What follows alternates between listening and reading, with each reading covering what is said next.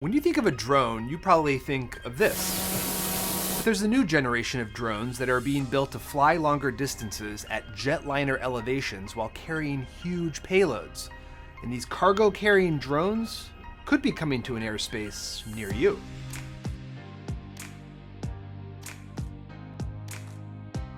Cargo drones could potentially upend the logistics industry, making deliveries that are safe and efficient and environmentally sustainable. They can also be a regulatory nightmare. There's a reason that giant companies like Google and Amazon and UPS are pushing ahead with their plans to fill the skies with cargo-carrying drones. Money.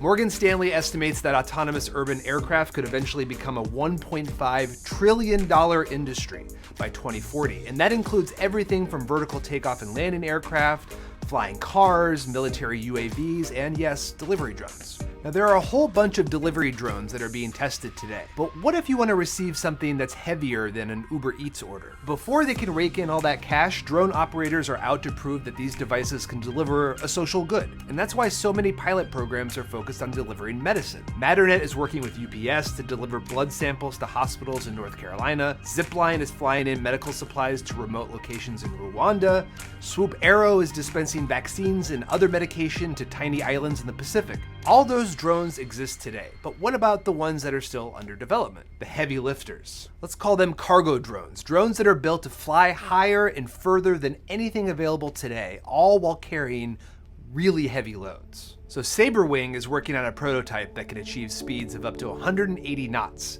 and a cruising altitude as high as 22,000 feet. It's called Rhaegal, which, yes, is one of the dragons from Game of Thrones.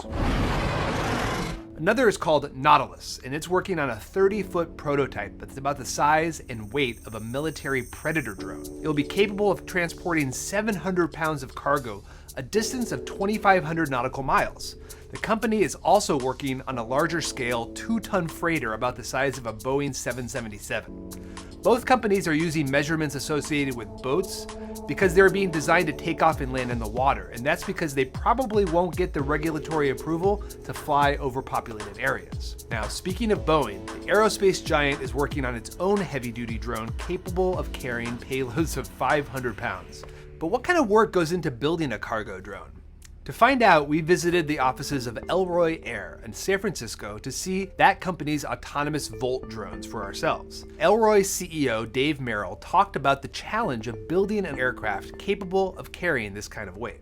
At this scale, there's a lot more modeling that goes in, a lot more aerodynamics that goes in. You need more capital, you need specialized expertise for testing each building block. So it's really a different kind of effort than building a smaller drone system. Now, Merrill said that while some companies are retrofitting their drones for autonomous flight, Elroy is building its aircraft to be self-flying from day one. They are being built to attach and drop cargo, as well as take off and land without any human interaction. So the aircraft is able to land, taxi to a cargo pod, pick it up, and then take off again without needing a person to come out and load or unload the system. And we did that to save time so that the aircraft can just stay always in motion, always being utilized. And they also are designed for much longer range. Most delivery drones, people are thinking about the last mile. We think about the last 100 miles. Elroy envisions its system being used to deliver packages over medium distances in rural areas or between distribution centers. The benefit of vertical takeoff and landing is that you have a lot more flexibility in where the system can operate from. So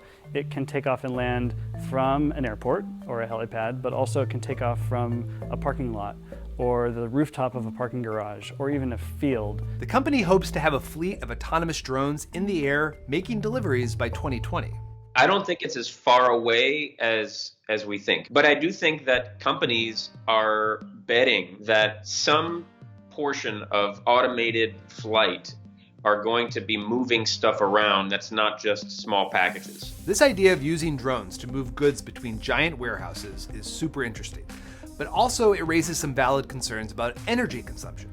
A 2018 study in the journal Nature found that electric drones were way more efficient than trucks and vans and cars. A drone can reduce greenhouse gas emissions for package delivery in most areas of the country by a decent amount. And in really low carbon electricity grids like out west and in New York State, it can reduce it by half or more. And though the study found that benefits may be reduced once the electricity used for recharging and warehousing was factored in, drones clearly have less environmental impact than a one-item delivery by car. Today, the big problem is regulation. The unresolved issues include whether it is safe to allow drones to fly beyond a pilot's visual line of sight, or to operate at night, or to fly over people. And to answer these questions, the FAA created a pilot program to see how a drone delivery system might look in real life. Wing and Uber are two of the companies participating, but not Amazon, which is instead testing its drones with a consortium of European companies in Belgium. The tech development race for urban air mobility is going on right now. The technology, as it advances, should think through how it's going to meet those certifications and make it safe for everybody. So whatever set of guidelines the FAA and the private sector come up with could have huge implications, not just for cargo drones, but also maybe for the way that we get around in cities in the future. Urban air mobility is increasingly a hot pursuit among tech and aerospace companies. As ridiculous as it sounds, the idea of flying cars is gaining serious traction. People are investing hundreds of millions of dollars in drone companies today because they believe that they will be more efficient and better for the environment than the current system. And that's making people really nervous. A Pew Research Center survey in 2017 found that 11% of Americans support drones, while 34% favor some limits on them.